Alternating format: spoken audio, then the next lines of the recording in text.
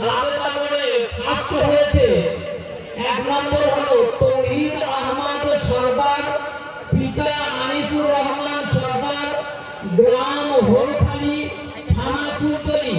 এই বাচ্চা 100 নম্বর পেয়ে ফার্স্ট হয়েছে, কচি বাচ্চা ছেলে।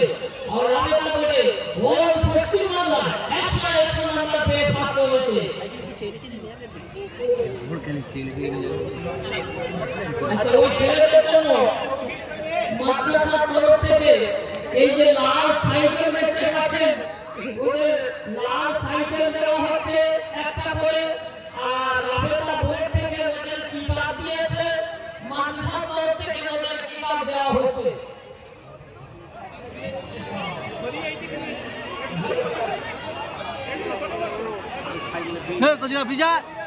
এক নম্বর পজিশনে দ্বিতীয় ছাত্র আপনাদের বকুলতলা ছেলে সাদ্দাম মোল্লা, পিতা সাইফুল্লাহ মোল্লা, গ্রাম বকুলতলা, থানা বকুলতলা।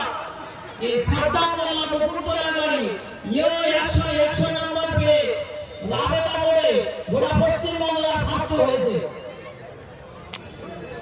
তো সাইকেলটা দিয়ে দাও।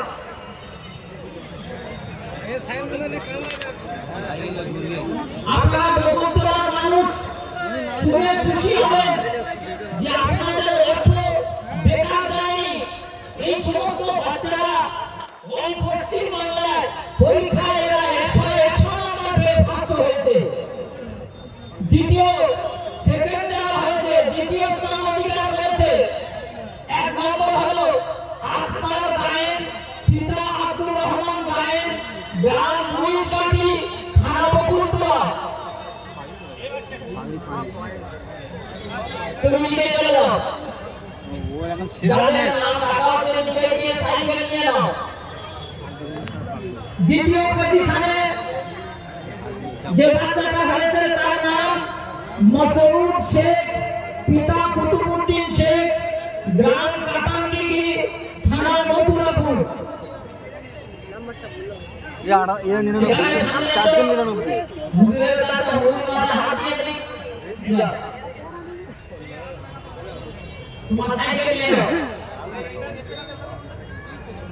তৃতীয় মোহাম্মদ মেরাজ মন্ডল, পিতা আবুল কাসেম মন্ডল, গ্রাম বকুলতলা, থানা বকুলতলা।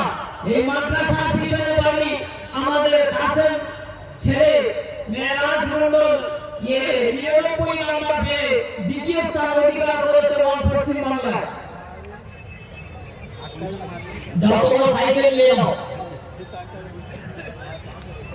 মোহাম্মদ শরীফুল ইসলাম মৌলিক, পিতা মাওলানা আব্দুল খালেক সাহেব, গ্রাম মধুসূদনপুর, থানা কুলতলি। মাওলানা আব্দুল খালেক সাহেব এই মসজিদের মসজিদে ইমামতি করে ওনার ছেলে এখানে 99 নম্বর পেয়ে দ্বিতীয় স্থান অধিকার করেছে পশ্চিমবাংলায়। তুমি তোমার সাইকেল এবং নামগুলো নিয়ে নাও।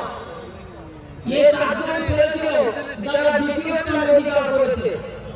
তৃতীয় স্থান অধিকার করেছে যে 2 জন ছেলে, তাদের নাম হচ্ছে 1 নম্বর হলো তাজ সরকার, তাজউদ্দিন সরকার, পিতা আনিসুর রহমান সরকার, গ্রাম বকুলতলা, থানা বকুলতলা। সামনে এসো। ये कोची বাচ্চা ছেলে বকুলতলা গাড়ি, ये তৃতীয় স্থান অধিকার করেছে পশ্চিমবাংলায় 98 নম্বর পেয়ে। খুব অল্প দিনেই এই বাচ্চাটা কোরআনের হাফেজ হয়েছে। কোরআনের হাফেজ হয়েছে অল্পটাই। আমিন।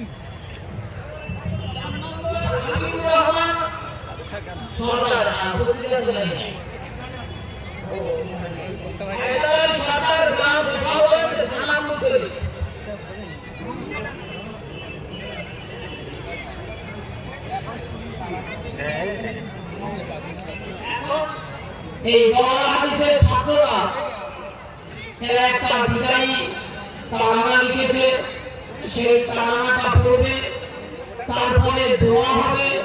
আপনারা কেউ বিনা দোয়ায় যাবেন না, এখানে আমার হুজুর আছে। হ্যাঁ,